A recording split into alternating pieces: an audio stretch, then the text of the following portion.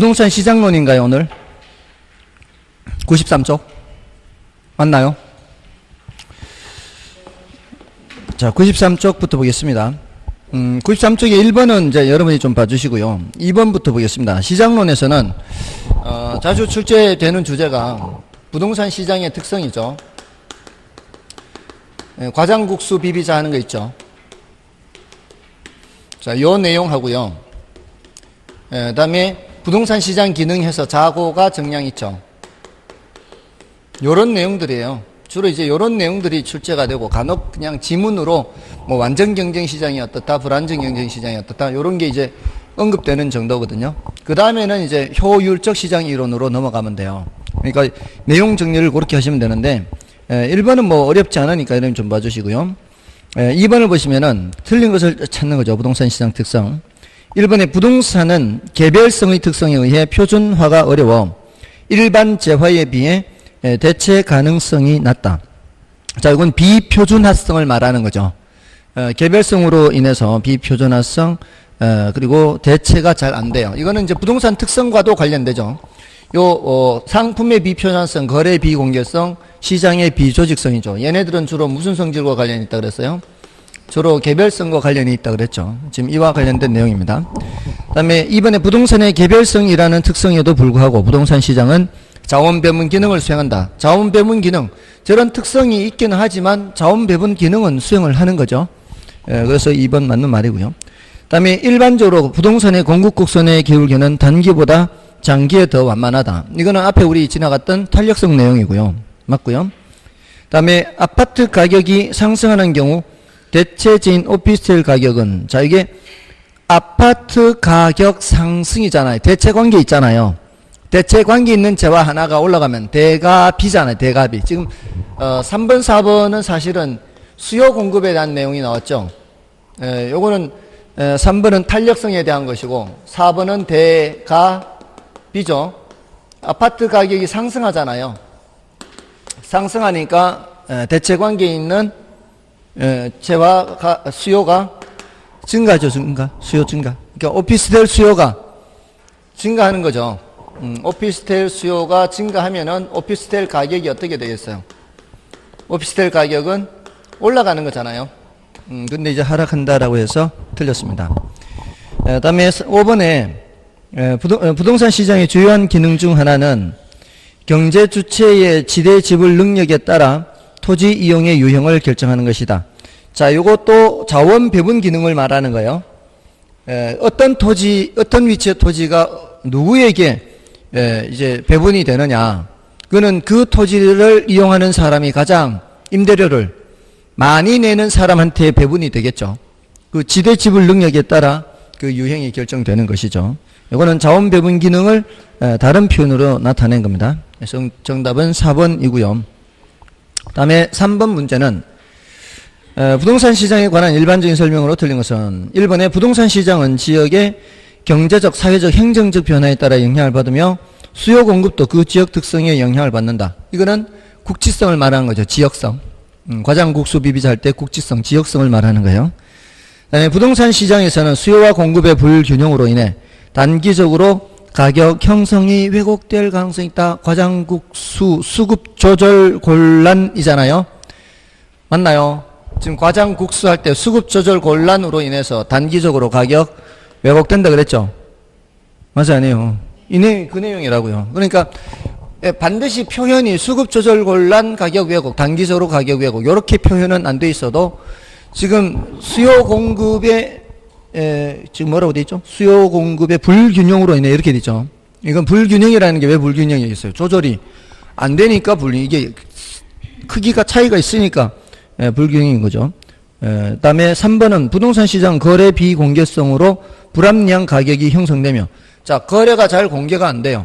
그러면 가격도 불합리하게 형성될 수도 있죠. 근데 이거는 비가역성과 관련이 돼요. 뭐하고 관련돼요? 개별성이죠. 이건 BBB에 해당하는 거잖아요. 거래 비공개성 이런 거. BBB는 개별성과 주로 관련이 있다고 그랬죠. 근데 비가역성은 뭐예요? 어떤 용도로 이용되던 것이 다시 원래대로 되돌아갈 수 없는 그런 것들이라든가 하여튼 원래 상태로 다시 되돌아갈 수 없는 게 비가역성인 거죠. 그래서 틀렸습니다.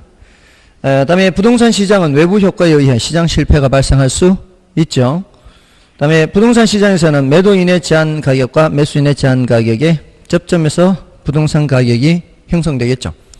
이게 타협의 여지가 있어야 되겠죠. 타협의 여지가 없다면은 그러면 이제 형성이 안 될 것이고요. 타협의 여지가 있다는 건 뭐겠어요? 매수인은 가능한 한 싸게 사려고 해요? 비싸게 사려고 해요? 가능한 한 싸게 사려고 하겠죠.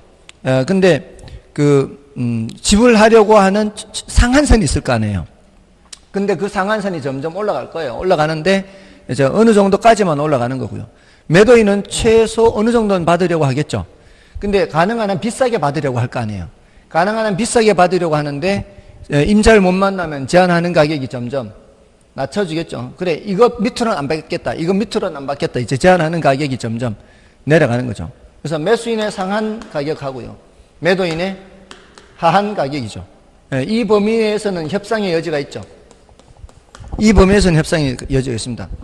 매수인은 최대 이만큼 더 이상 못 주겠다. 이렇게 얘기하고 매도인은 최소 이만큼은 받아야 되겠다 하면은 그 사이에 어딘가에 협상의 여지가 생기는 거죠. 그래서 이 상황에서 이제 접점을 찾는 거죠. 그 상황에서 접점을 찾으면은 이제 거래가 이루어지는 거죠. 주로 이제 중개사가 할 역할이 요거죠. 여기에서 적정한 타입점을 이끌어내야 되잖아요. 그 적정한 타입점을 이끌어내는 것이 중개사가 할 역할이죠. 자, 그럼 됐고요. 그 다음에 4번에 부동산 시장과 효율적 시장 이론에 관한 설명으로 틀린 것은? 자, 이제는 효율적 시장 이론에 대한 것이죠. 자, 1번은 조금 어려운 지문인데요. 기본적으로 제가 이 효율적 시장 이론을 말씀드릴 때 주식시장을 전제로 한다 그랬잖아요. 주식시장에서는 그 상품이 어떻습니까? 제품이 다 똑같은 거죠. 이 사람이 갖고 있는 삼성전자 주식이나 저 사람이 갖고 있는 삼성전자 주식이나 다 똑같은 삼성전자 주식이죠. 그래서 제품의 동질성과 상호간의 대체성이 있는 시장이에요. 이걸 이제 전제로 하는데 이건 좀 어려운 표현입니다. 주식시장을 생각을 하시면 되고요. 다음에 이제 뒤에 2번 지문 이런 거는 이제 틀리면 안 돼요. 이런 거는 아주 가장 전형적인 그 지문이거든요. 준강성 효율적 시장에서는 어느 정도 수준의 정보가 반영이 돼 있어요. 현재 공표 정보가 반영이 돼 있잖아요. 그런 상태에서는 기술적 분석해 가지고는 초과이윤을 분석하는 것이 아니잖아요. 그러니까 초과이익을 얻을 수가 없잖아요. 근데 사람들이 이렇게 외운 사람들이 있어요. 중강성 효율적 시장에서는 기본적 분석으로 초과이익을 얻을 수 없잖아요. 기본적 분석으로도 초과이익을 얻을 수 없죠. 보다 우수한 정보를 이용해야 초과이익을 얻을 수 있지 않나요? 중강성 효율적 시장에서는 기본적 분석으로 초과이익을 얻을 수 있다 없다? 기본적 분석으로 초과이윤을 얻을 수 있다 없다? 얻을 수 없잖아요. 주로 이제 대부분의 교재에 이렇게 돼 있거든요. 우리 기본서에도 이렇게 돼 있어요. 왜냐하면 이거는 보다 우수한 정보를 분석하는 것이 아니기 때문에. 근데 사람들이 이걸 외워가지고 중강성 효율적 시장에서 기본적 분석으로 초과이윤을 얻을 수 없다. 그러니까 여기다가 기술적 분석으로는 초과이윤을 얻을 수 있다. 이렇게 착각하는 거죠. 여기에 이제 기본적 분석이 들어가야만 초과이익을 얻을 수 없다. 이렇게만 생각하는 거예요. 근데 제가 수업할 때마다 뭐라 그랬어요? 보다 우수한 정보를 이용해야만 초과이익을 얻을 수 있다 그랬잖아요. 기본적 분석으로 초과이익을 얻을 수 없다면 기본적 분석보다도 수준이 낮은 기술적 분석으로는 당연히 초과이익을 얻을 수가 없는 거예요. 당연히 초과이익을 얻을 수 없는데 그냥 요 단어가 안 들어갔다고 이게 틀린 표현이다 이렇게 하면 안 된다 이 말이에요. 보다 우수한 정보를 이용해야만 반드시 뭐를 얻을 수 있어요? 초과이익을 얻을 수 있는 거죠. 다음에 강성효율적 시장에서는 누구든지 어떠한 정보로도 초과이익을 얻을 수가 없죠. 이 경우에는 이제 보다 우수한 정보 자체가 없으니까. 다음에 부동산 시장은 여러 가지 불안전한 요소가 많으므로 할당 효율적 시장이 될 수 없나요? 여기 틀렸죠.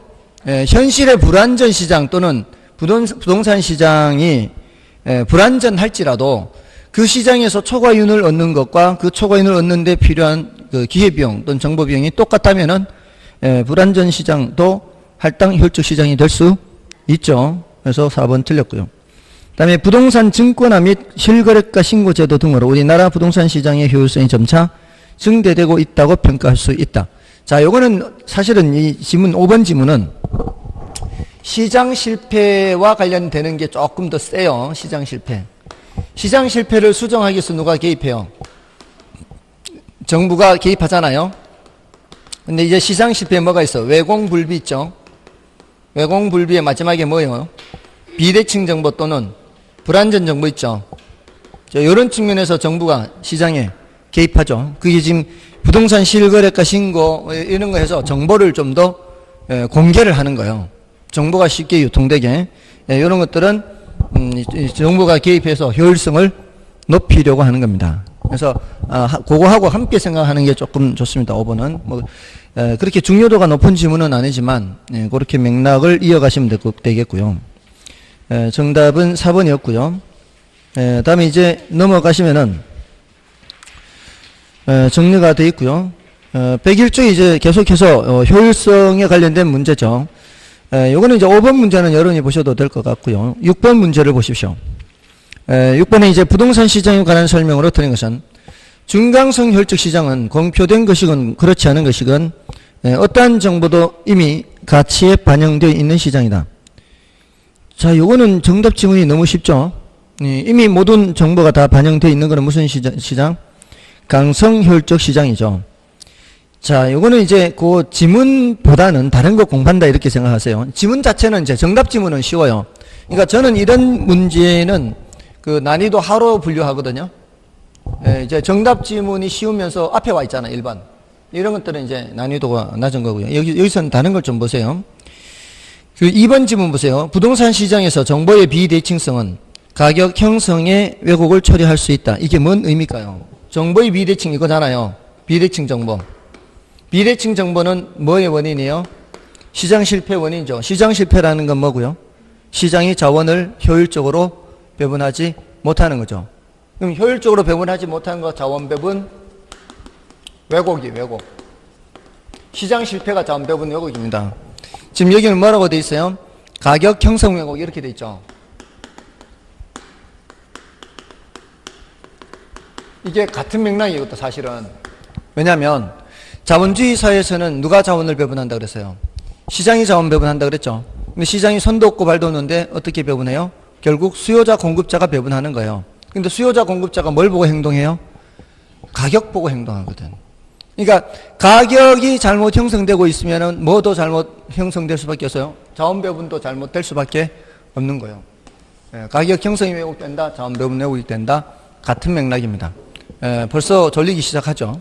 시간은 20분도 안 지났는데 그렇지 않나요? 이럴 때는 어떻게 하면 제가 무슨 쇼라도 해야 되나요? 점심만 먹으면은 사실은 그럴 수밖에 없죠. 근데 이번에도 또 깜빡했네. 다음 주에는 여러분들 알아서 생각하세요. 반만 드시라고. 반만. 밥은 반만. 밥은 반만 드시라고요. 집중이 훨씬 더 잘 돼요. 밥만 먹으면. 제가 예전에 해봤거든요. 말씀 안 드렸었나? 두 달간을 학교 식당, 이제 옛날에 제가 어릴 때 학교에서 공부할 때 두 달 동안을 식판에 반만 먹었어요. 밥 받아가지고. 아침, 점심, 저녁을 다 학교 식당에서 사 먹는데 식판이 이렇게 있잖아요. 식판이. 그럼 여기 이제 이렇게 있고 이제 여기 이렇게 있잖아요. 이게 이제 밥 넣고 국 넣고 이제 찬을 놓잖아요. 밥을 이렇게 지금 아줌마가 이렇게 퍼주잖아요. 이렇게. 그러면 딱 반을 잘라가지고 반만 먹었어요. 그렇게 두 달간 하니까 살이 52kg. 원래 60kg가 안 됐었어요. 어릴 때. 60kg 넘은 적이 거의 없어요. 제가 30대가 될 때까지. 30대 중반쯤에 이제 60kg 넘었는데, 근데 거의 59.5 막 이렇게 몸무게 나가던 것이 52kg. 살이 쏙 빠지는 거죠. 근데 공부는 엄청 잘 돼요. 공부가. 진짜 이 독서 산매경이라는 게 따로 없어요. 탁 파묻혀가지고 그냥 집중이 얼마나 잘 되는지 내용들이 속속들이 다 들어오는 거예요. 공부 잘 된다니까요. 그러고 나서 위장병이 이제 얼마나 좋아. 위장병 생기니까 더 살 빠지지. 근데 위장병 생겨도 괜찮아요. 걱정 안 해도 돼요. 낫는 것도 알려드릴 테니까. 제가 그리고 나서 위장병을 또 나았어요. 5년 동안 이제 알았는데 그 5년 동안 앓던 거를 한 달 만에 나았어요. 그 양약 먹고 나은 게 아니고요. 우리가 먹는 음식 먹고 우리가 먹는 음식. 예? 아니, 양배추도 먹어왔어. 다 먹어왔어. 양배추즙도 먹고 기일즙도 먹고 별거 다 먹어왔는데 안 났는데 우리가 흔히 먹는 음식이에요. 나왔으니까 나중에 위장병 생기면 얘기해 주세요. 아프게 되면 얘기하라고. 자, 아무튼 자 진도 나가겠습니다. 지금 그 3번 지문은 보세요. 3번 지문. 3번 지문은 뭔가 하면은 탄력성 중에서 가장 어려운 비가더예요. 비가더가 이렇게 자꾸 수시로 나온단 말이에요. 지금 비가더 있는 지문만 따로 이렇게 해서 문제를 모아놓으면 상당히 문제가 많아요. 3번이 뭐라고 되어 있어요? 부동산 시장에서 기술 개발로 공급이 증가한다 되어 있죠. 공급이 증가하면 가격은 하락이요 상승이에요. 가격이 하락하는 건 당연히 하락하는데 수요의 가격 탄력성이 작을수록이라는 말이 뭔 말이에요? 비탄력적일수록이라는 얘기 아닌가요? 비탄력적일수록 가파른 거예요, 완만한 거예요? 가파른 거잖아요. 탄력성이 작을수록. 자, 공급이 증가하면 가격은 하락한다 이 말이에요. 가격이 하락하는데 비탄력적일수록 가격이 더 하락하는 거 아니에요? 더 하락하잖아요. 맞나요? 근데 거기서 뭐라고 되어 있어요? 하락폭은 커진다 이렇게 돼 있죠. 맞아요, 아니에요? 거기에 비가 더라는 말은 없어도 내용이 뭐라고요? 내용이 비가 더라고요. 그러니까 이런 어려운 지문들이 나오면 그러면 이제 탁탁탁 막히면 안 될 거 아니에요. 물론 1번에 너무 쉬운 지문이기 때문에 이거는 절대로 난이도 높은 문제로 분류할 수 없어요. 중급도 안 돼요. 1번을 못 찾았다는 건 문제가 심각한 거예요. 아시겠어요?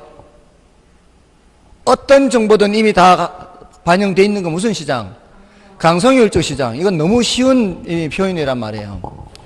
그러니까 이런 거 틀리면 안 된다고요. 다음에 3번은 이제 그렇게 비가더고요. 다음에 4번은 참고로 생각하면 돼요.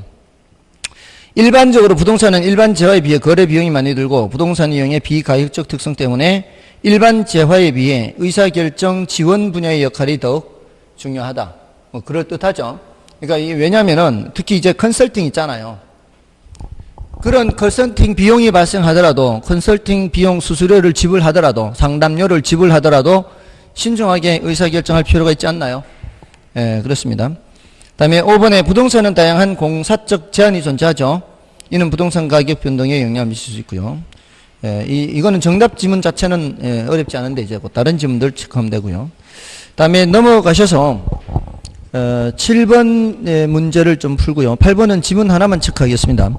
7번에 이제 부동산 시장에 관한 설명으로 틀린 것은 불안정 경쟁 시장에서도 할당 효율적 시장이 이루어질 수 있다 없다? 이루어질 수 있죠. 조금 전에 풀었잖아요. 몇 번이었죠? 부동산 시장에서 할당 효율적 시장이 될 수 있다 없다? 예, 있잖아요. 이게 4번에 4번 지문 지나갔잖아요. 94쪽에. 그러니까 지금 보세요. 94쪽에 4번 지문을 알았다면 7번에 1번 지문을 모를 수가 없다는 거죠. 다음에 2번에 진입 장벽의 존재는 부동산 시장을 불안전하게 만드는 원인이다. 자, 요거는 참고로 들어두세요. 자, 여기 보시면 몇 번? 7번이죠. 우리 완전 경쟁 시장, 불안전 경쟁 시장 하죠. 완전 경쟁 시장의 조건이 어떤 게 있는지 말씀드린 적 있나요? 다 정동진 한 적 있나요? 다수의 수요자, 공급자. 들어보신 적 있어요? 정보의 완전 정보. 모든 정보가 공개되어 있고 다 공유해요, 정보를. 그 다음에 상품의 동질성. 상품이 모두 다 똑같아요.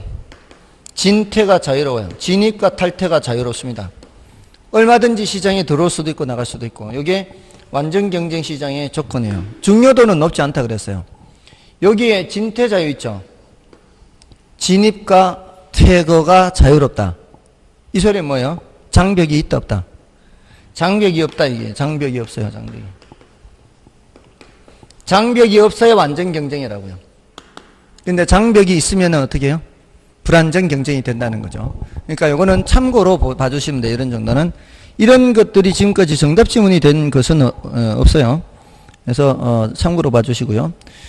그다음에 3번에 부동산 시장의 분화 현상. 예, 분화라는 게 이제 지역에 따라 달라질 수도 있고 용도에 따라 달라질 수도 있고 달라지는 거잖아요. 그러면 부분 시장별로 시장의 불균형을 초래하기도 하죠.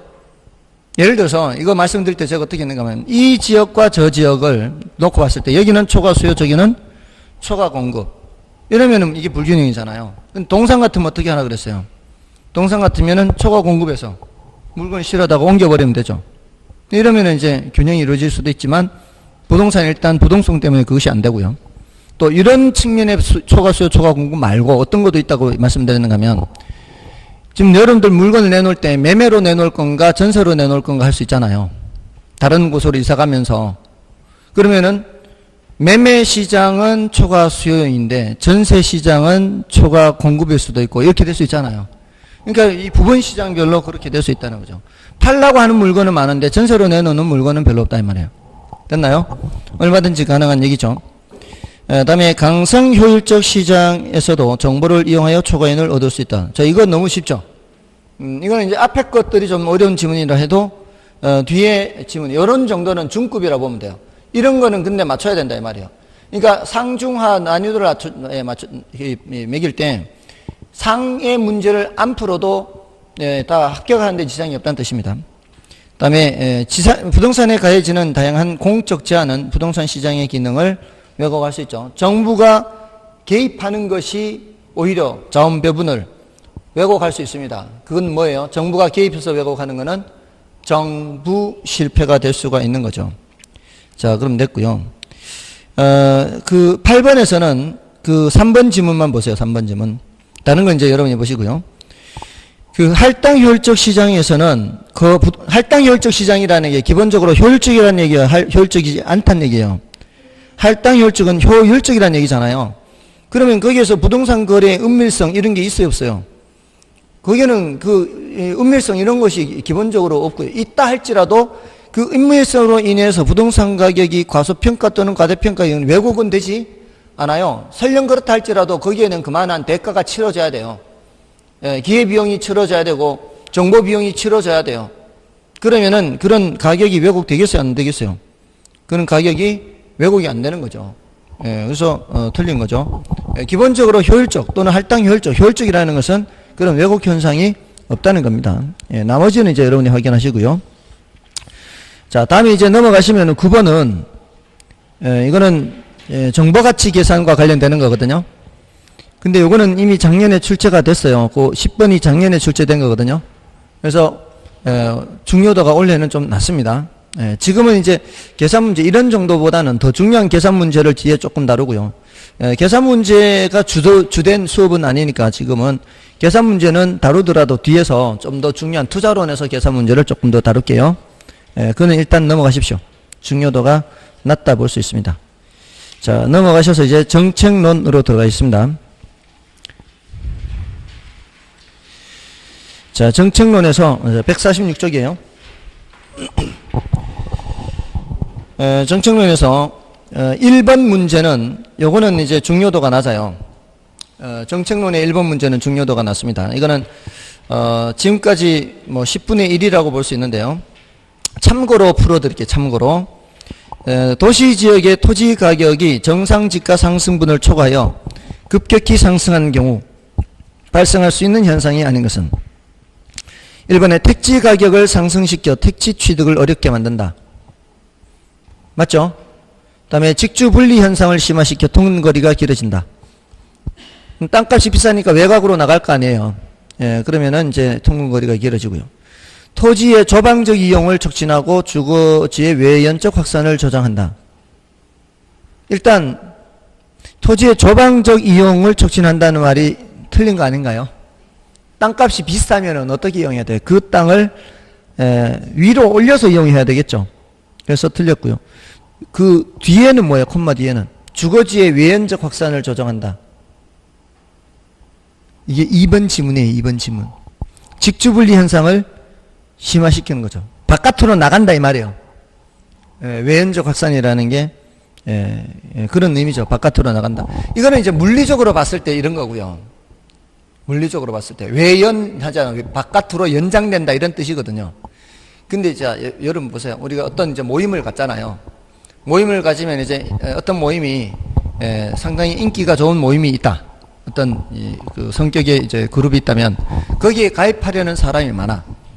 그러면 이런 성격의 사람도 가입하고 저런 성격의 사람도 가입하고 이런 성격의 사람도 받아주고 저런 성격의 이제 이 사람도 받아주고 이런 거는 그 모임의 외연적 확장이라 그래요. 외연적 확장. 뭔 뜻인지 아시겠죠? 그러니까 외연적이라는 말은 어떤 물리적으로 이렇게 바깥으로 연장되는 것뿐만이 아니라 그 집단에 포함되는 성격이 다양한 그룹을 다 포함하는 것도 뭐라고 표현한다고요? 외연적 확산 이렇게 표현을 할 수가 있어요. 그런 의미로 쓸 때 외연적이라는 말을 써요. 이런 거는 사실 단어가 어렵죠.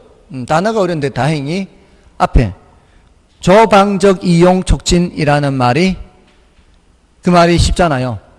그래서 정답 찾기는 어렵지는 않습니다.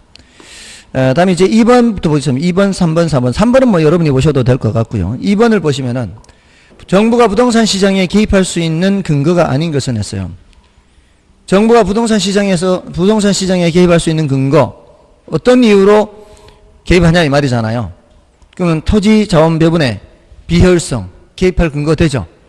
그 다음에 2번에 부동산 투기 개입할 근거 되고, 그 다음에 저소득층 주거 문제 근거가 되고, 난개발에 의한 기반시설 부족 이것도 근거가 되죠. 근데 개발 부담금 부과는 뭐예요? 이거는 개입할 근거가 아니고요. 개입하는 수단입니다. 수단.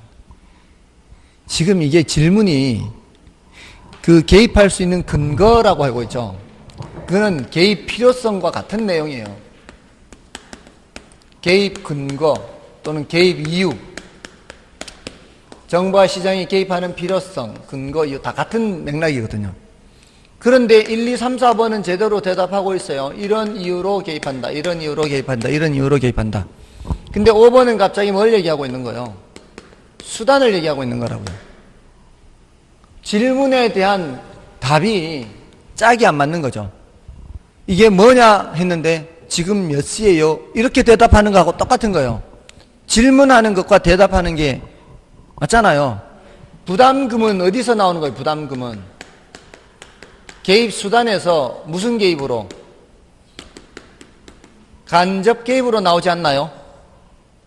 직접 개입은 수요 공급자 역할을 하는 거고, 간접 개입은 부담금을 부과하거나 조세를 부과하거나 보조하거나 지원하거나 이럴 때 나오는 거 아니에요.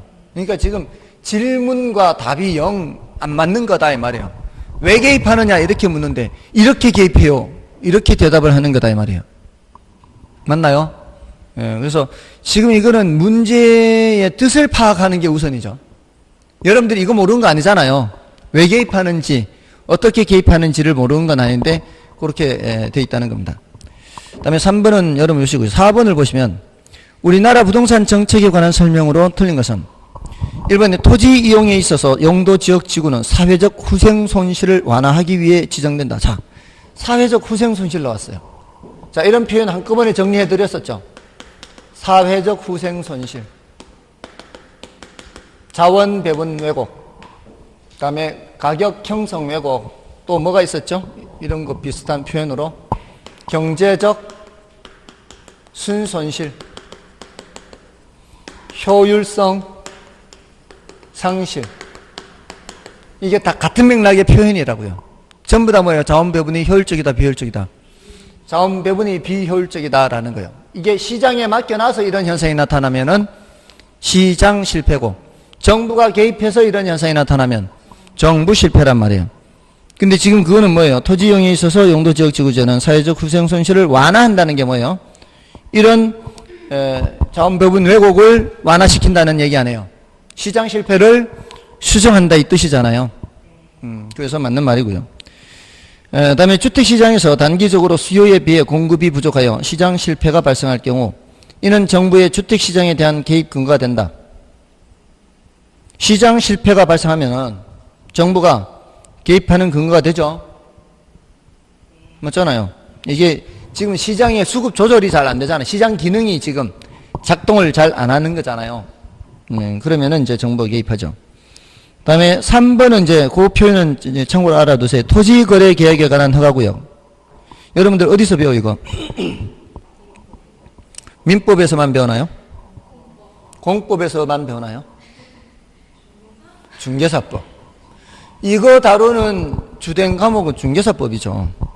토지거래 계약에 관한 허가구역은 토지의 투기적인 거래가 성행하거나 지가가 급격히 상승하는 지역을 대상으로 지정될 수 있죠. 여러분, 이거를 그 토지거래 계약에 관한 허가구역 자리에다가 투기지역은 이렇게 집어넣으면 어떻게 될까요? 투기지역은 토지의 투기적인 거래가 성행하거나 지가가 급격히 상승하는 지역을 대상으로 지정될 수 있다. 맞는 것 같아요? 그러면 안 돼. 그러면 안 돼. 그러니까 이 문장에서 키워드를 찾아야 돼요. 키워드가 뭔지를 찾아야 돼요. 투기지역은 토지에 대해서 지정하는 게 아니에요. 부동산 가격이 급격히 올라가는 거예요. 예, 지난 몇 개월 평균보다 더 올라간다 뭐 이런 거 있죠. 거기는 키워드가 토지입니다. 토지. 키워드가 토지입니다. 여기서는 토지예요. 토지. 그리고 뭐예요? 지가가 급격히 상승이죠. 땅값이죠. 요거 키워드야 토지입니다. 토지. 토지의 투기적인 거래입니다. 그리고 지가가 급격히 상승해요. 요때 뭘 지정하는 거예요? 토지거래 허가구역을 지정하는 겁니다. 조심해야 돼요. 우리 시험에서 이 토지거래 허가구역이 여러 번 언급이 됐어요. 그러니까 정답 지문으로 된 적은 없는데 그래도 이렇게 표현이 나오니까 조심은 해 두셔야 돼요. 그 다음에 분양가 상한제는 실수요자의 내 집 마련 부담을 완화하기 위해 도입되었다. 그 의도는 그렇지 않나요? 분양가 상한제의 의도는 그렇잖아요. 실수요자의 내 집 마련 부담을 완화하기 위해서. 그게 오랫동안 시행하면은 부작용이 커질지언정 의도는 실수요자의 내 집 마련 부담을 완화하기 위한 거예요. 맞고요. 다음에 주택 보급률이 100%를 넘게 되면 시장 효율성과 형평성이 달성되므로 정부가 주택시장에 개입하지 않는다. 말도 안 되죠. 당연히 이제 어느 정도는 개입하게 되는 거고요. 5번이 틀렸습니다. 자, 지금 이제 시장 실패와 관련해서 정부가 이렇게 개입하는 거잖아요. 근데 이제 5번부터 뭐예요? 5번, 6번, 7번 다 외부 효과죠. 그만큼 이제 외부 효과가 시험에 많이 출제된다는 얘기입니다. 자, 그 중에서 6번은 여러분이 보시고요. 일단 5번을 먼저 보겠습니다. 외부 효과란 어떤 경제 활동과 관련하여 거래 당사자가 아닌 제3자에게 의도하지 않은 혜택이나 손해를 가져다 주면서도 이에 대한 대가를 받지도 지불하지도 않는 상태. 맞죠? 그 다음에 정의 외부 효과가 발생하면 님비 현상이 발생한다. 빈피 틀렸죠? 어렵지 않죠? 어렵지 않아요. 그 다음에 인근 지역에 쇼핑몰이 개발됨에 따라 주변 아파트 가격이 상승하는 경우 무슨 외부 나타난다? 정의 외부 효과가 나타난 것으로 볼 수 있죠. 또는 뭐 영재학교가 들어온다, 뭐 국제학교 들어온다 이런 것들은 정의 외부라 할 수 있잖아요. 그 다음에 부의 외부 효과를 발생시키는 시설의 경우 발생된 외부 효과를 제거 또는 감소시키기 위한 사회적 비용이 발생할 수 있죠. 그러니까 부의 외부 효과의 경우에는 사적 비용이 더 커요? 사회적 비용이 더 커요? 사회적 비용이 더 크잖아요. 네, 그런 거죠. 그 다음에 여러 용도가 혼재되어 있어 인접지역 간 토지 이용의 상충으로 인하여 토지시장의 효율적인 작동을 제한하는 경우 뭐가 나타날 수 있다? 부의 외부 효과가 발생할 수 있죠. 이래서 정부가 뭐를 시행하는 거예요? 이런 경우에 무슨 제도를 해요? 여러 용도 혼재되어 있어 이렇게 하면은 여러 용도가 혼재되어서 인접지역 간 서로 상충하면은 그래서 부의 외부 효과를 제거하기 위해서는 뭘 한다고? 지용도 지역 지구제를 시행한다고. 그래서 요런 부의 외부 효과를 제거하기 위해서. 지금 듣고 있죠 다들? 딴 생각하는 거 아니죠? 가끔가다 한 번쯤 점검할 필요가 있어요. 이제 문제를 풀 때는 다들 고개를 숙이고 있기 때문에 좋은지 문제를 따라오고 있는지 파악이 안 될 때가 있어요. 그래서 5번 때문에 지역지구지 하는 거예요. 다음에 이제 6번은 뭐 여러분이 좀 봐주시고요. 다음에 7번을 보겠습니다. 외부 효과에 관한 설명으로 틀린 것은 한 사람의 행위가 제3자의 경제적 후생에 영향을 미치지만 그에 대한 보상이 이루어진다, 안 이루어진다? 이루어지지 않는 거죠. 외부 효과 옳은 표현이고요. 매연을 배출하는 석탄 공정에 대한 규제가 없대요. 규제가 없으면 그냥 계속 방출이 된다는 얘기잖아요. 그럼 그 주변 주민들에게 부의 외부 효과가 발생하죠. 그다음에 부의 외부 효과가 발생하게 되면 법적 비용, 진상조사 어려움 등으로 인해 당사자 간 해결이 곤란한 경우가 많다. 그렇고요. 부의 외부 효과를 발생시키는 공장에 대해서 부담금을 부과하면 생산비가 증가하여 이 공장에서 생산되는 제품의 공급은 감소하죠. 규제되는 곳은 공급이 감소하죠. 근데 요 인근 주택시장에서는 어떻게 된다고요? 인근 주택시장에서는 규제를 하게 되면은 수요가 증가하는 거죠. 살기 좋아지니까. 그러니까 인근 주택시장을 질문하느냐, 요 규제되는 그 시장을 질문하느냐에 따라서 답이 달라져야 되죠. 지금 이제 규제되는 시장을 물었으니까 공급 감소가 되는 겁니다. 자, 새로 조성된 공원이 쾌적성이라는 정의 외부 효과를 발생시키면 공원 주변 주택에 대한 수요 곡선이 좌측이 아니고 우측이죠. 결국 뭐 정답 지문 자체는 어렵지 않잖아요. 시험 칠 때도 이렇게 나오면 얼마나 좋을까요? 그죠? 시험 칠 때도 이렇게 나와요. 근데 문제는 시험 칠 때는 이게 안 보인다는 거지. 여러분, 이게 지금 10년치 다 있는 거 여기 안에. 최근 10년치가 다 있어요. 다 있는데 이렇게 나와 합격할 것 같죠? 합격할 수 있어요, 정말. 근데 왜 안 보이냐 이 말이죠. 시험장에서는. 그게 자기가 아는 것만 제대로 풀면 되거든, 사실은. 근데 그게 안 보인다는 얘기 아니에요, 시험장에서는. 그런 것만 극복하면 된다는 얘기예요. 다음에 이제 8번은 여러분이 좀 봐주시고요. 이것도 이제 외부 효과 관련된데, 이거는 이제 여러분 보시고, 9번을 보겠습니다. 공공재가 나왔죠. 공공재에 관한 설명으로 틀린 것은 1번. 공공재 소비에는 비배제성과 비경합성. 자, 이거 공공재 할 때마다 이 말을 했죠, 여러분. 다음에 공공재 공급을 사측 시장에 맡기면 사회에서 필요한 양만큼 충분히 생산돼야 안 돼요? 안 되죠. 너무 쉬운 게 또 이것도 정답이 지문됐죠. 다음에 공공재는 일반적으로 정부가 세금이나 공공의 기금으로 공급하는 경우가 많죠. 다음에 공공재는 외부 효과를 유발하는 경우가 많죠. 생태공원 뭐 이런 것들. 다음에 잘 보존된 산림은 공공재적 성격을 지내요. 공공재적 성격을 지니는지 안 지니는지는 비배제성과 비경합성을 보면 돼요. 잘 보존된 산림을 이용하는데 내가 요금을 안 내고 이용해도 막을 방법 없죠. 그리고 다른 사람이 이용한다고 해서 내가 가서 이용 못하는 거 아니잖아요. 이런 비배제성, 비경합성을 다 갖고 있는 거죠. 자, 별로 어렵지 않죠. 지금 이게 앞부분이잖아요. 최근 10년간 출제된 앞부분에 그렇게 어렵지 않습니다. 다음에 이제 그 다음 주제가 뭐예요? 정부의 시장 개입 수단이에요. 시장 개입 필요성 해가지고 이제 외공불비 이런 거고, 그 다음에 시장 개입 수단. 요것만 하고 좀 쉬겠습니다. 정부의 시장 개입 수단 해서 직접 개입, 간접 개입 이거 제가 계속 얘기했잖아요. 10번의 직접 개입은 몇 개예요, 모두? 일단 공공토지 비축, 수요자, 공급자. 비축하려면 사야 돼요, 팔아야 돼요?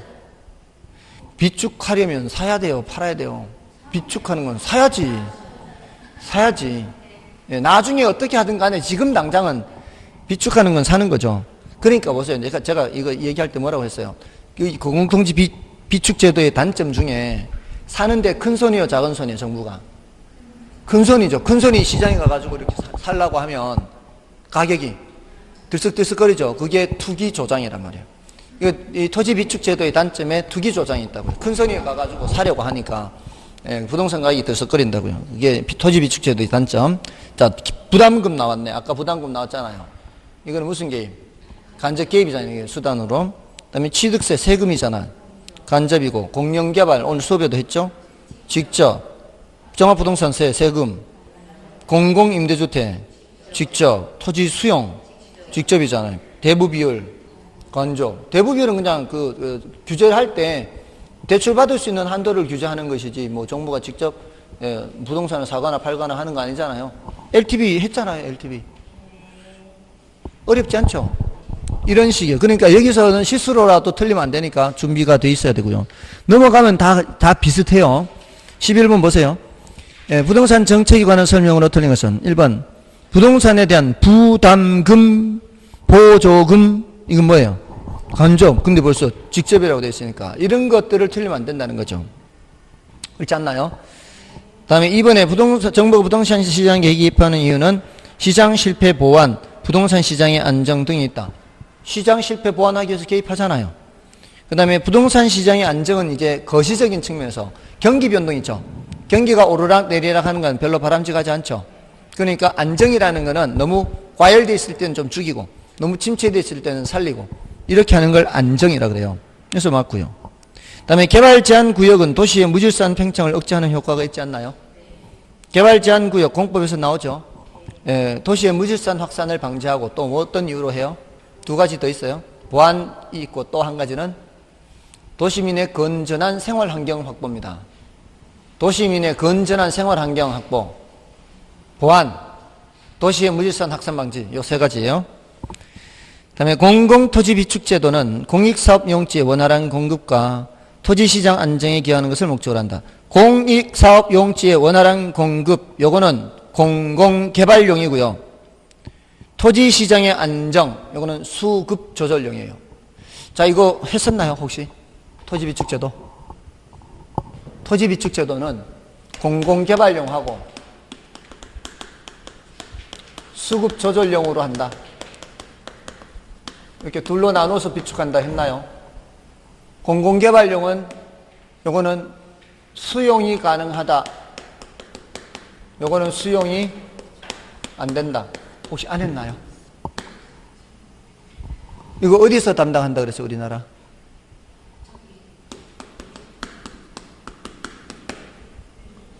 내 공사 아니고 LH공사. 아, 내 공사로 봤어요.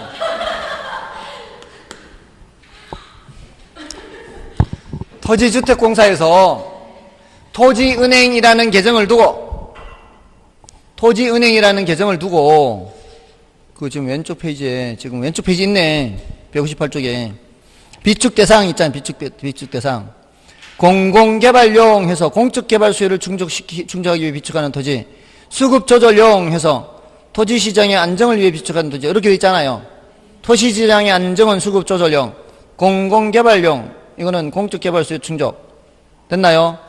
그 비축수단을 보세요. 비축 C에 공공개발용 토지는 협의매수, 수용, 선매, 매수 청구 등 수용이 포함되어 있죠. 수용이. 근데 밑에 수급조절용 토지는 협의매수, 선매, 수용이 있어요, 없어요? 수용이 없다고요. 공공개발용과 수급조절용의 차이는 수용이 가능하다, 수용이 불가능하다 이렇게 차이가 있는 겁니다. 됐나요? 다음에 5번에 정부의 시장 개입은 사회적 후생 손실을 발생시킬 수 있다, 없다? 있다. 이게 뭐예요? 정부의 개입이 사회적 후생 손실이잖아요. 정부의 개입이 사회적 후생 손실을 발생시키면 이건 무슨 실패? 정부 실패. 됐나요? 이건 사회적 후생 손실, 경제적 순손실, 효율성 상실 다 이게 같은 맥락이라고요. 됐습니까? 자, 다음에 12번은 여러분이 보셔도 되겠고요. 저거 참고로 보시고요. 13번도 마찬가지. 14번을 보겠습니다. 14번에 정부의 부동산 시장 개입에 관한 설명으로 틀린 것은 개발 부담금 부과 제도는 정부의 직접적 시장 개입 수단이다. 이거 또 나왔잖아요, 이게. 이거는 이제 이 정답 지문 말고요. 다른 거를 좀 더 살펴보는데요. 이번에 공공임대주택 공급은 소득 재분배 효과를 기대할 수 있다. 가능한 얘기죠. 공공임대주택을 공급할 때 누구한테 제공하는 거예요? 소득 수준이 낮은 사람한테 제공하는 거죠. 그럼 소득 재분배. 이런 거는 사회적 목표를 달성하는 정책이잖아요. 사회적 목표를 달성하는 정책은 대체로 이런 효과가 있는 거예요. 다음에 정부가 주택가격 안정을 목적으로 신규 주택의 분양가를 규제할 경우 신규 주택 공급량이 감소하면서 뭐가 발생할 수 있다? 사회적 후생 손실이 발생할 수 있다. 이런 자원 배분 왜곡이다. 사회적 후생 손실이다. 효율성 상실이다. 이것들은 정부가 어떤 정책을 시행을 했을 때 사람들의 행동이 얼마나 바뀌는지로 본다 그랬죠. 창문세 예를 들었잖아. 창문세. 세금을 부과하니까 사람들이 행동이 바뀌어 버리잖아요. 이런 임대료를 규제하든 뭐 어떤 정책을 썼을 때 사람들이 이런 행동들이 바뀌면은 그만큼 뭐가 발생한다고 보면 돼요. 사회적 후생 손실이 발생한다라고 보면 되는 겁니다. 그런 것은 비탄력적일수록 후생 손실이 어떻다? 비탄력적일수록 후생 손실이 적다. 완전 비탄력적이면은 후생 손실이 없다. 왜? 수량 변화가 없으니까. 사람들의 행동이 안 바뀐다고. 사람들의 행동이 바뀌는 거 보고 우리는 뭘 보는 거예요? 이런 손실이 발생하는 거예요. 원래 하던 양만큼 안 한다는 얘기가 뭐예요? 그게 자원배분 왜곡이요. 원래 하던 만큼을 안 한다는 게, 하고 싶은 걸 못하게 하거나 또는 하기 싫은데 해야 되거나 이런 것들이 바로 뭐예요? 자원배분 왜곡이란 말이에요. 아셨어요? 지금 정부가 이제 임대료 규제, 분양가를 규제하니까 이런 현상이 나타나는 거 아니에요? 그런 건 뭐라고요? 자원배분 왜곡이 나타나는 거죠. 됐나요? 다음에 뭐죠? 다음에 4번 지문인가요? 4번 지문에 시장에서 어떤 원인으로 인해 자원의 효율적 배분에 실패하는 현상을 시장에 실패하는데, 이건 뭐 어렵지 않네요. 정부가 시장에 개입하는 근거가 되고, 그 다음에 토지 수용과 같은 시장 개입 수단에서는 토지 매입과 보상 과정에서 사업 시행자와 피수용자 간에 갈등이 나타날 수도 있죠. 이건 뭐 어렵지 않고요. 나머지 15번은 여러분이 보셔도 되겠습니다. 그건 여러분이 보십시오. 토지 정책부터는 좀 쉬고 가겠습니다.